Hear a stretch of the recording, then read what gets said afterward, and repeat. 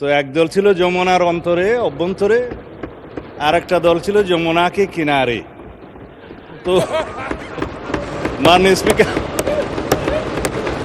আমাদের এখানে একজন মাননীয় সংসদ সদস্য আছেন, বিরোধী দলের চিফ হুইপ জনাব নাহিদ সহ আরও অনেকেই, চিফ অ্যাডভাইজার ডক্টর ইউনূস সাহেবের নেতৃত্বে শপথ গ্রহণ করেছিলেন।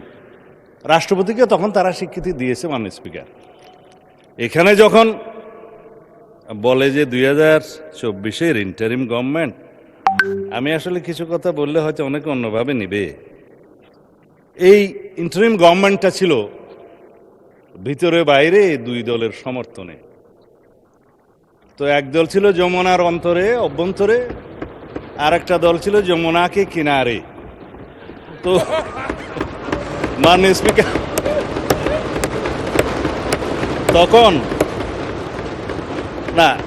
তখন তারা এখন বলতে পারে যে আগে কি সুন্দর দিন কাটাইতাম, এখন নাই।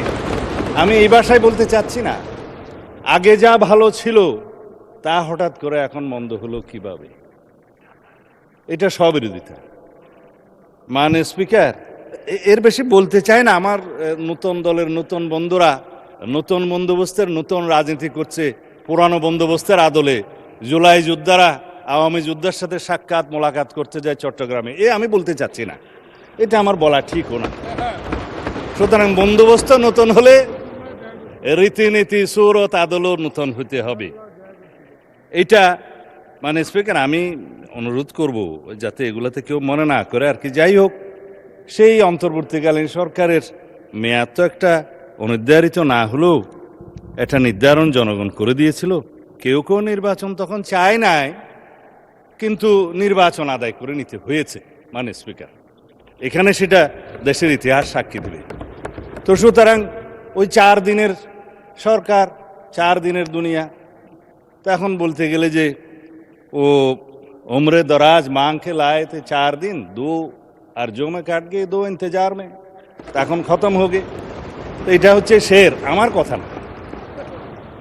এখন আমি বাস্তবে আসার জন্য বলছি, আমরা একটা গণতান্ত্রিকভাবে নির্বাচিত সরকার, একটা ঐতিহাসিক নির্বাচন হয়েছে, সারা বিশ্ব স্বীকৃতি দিয়েছে। যারা ইলেকশন অবজারভার্স এসেছিলেন ইইউ সহ সমস্ত দুনিয়া থেকে, তারা সবাই বলেছে বাংলাদেশে একটা সুষ্ঠু শান্তিপূর্ণ নির্বাচন হয়েছে। গত পরশুদিন ইইউর নির্বাচন পর্যবেক্ষণ মিশনের চূড়ান্ত প্রতিবেদন দাখিল হয়েছে, আমাদেরকেও দিয়েছে, মাননীয় বিরোধী দলীয় নেতার কাছেও দিয়েছেন। তো তারা বলেছেন নির্বাচন বিশ্বাসযোগ্য, কোনো ইঞ্জিনিয়ারিং দেখা যায়নি। গতকালকের পত্রিকা 1টা 2টা 3টা, আমার কাছে আর বেশি পত্রিকা নাই।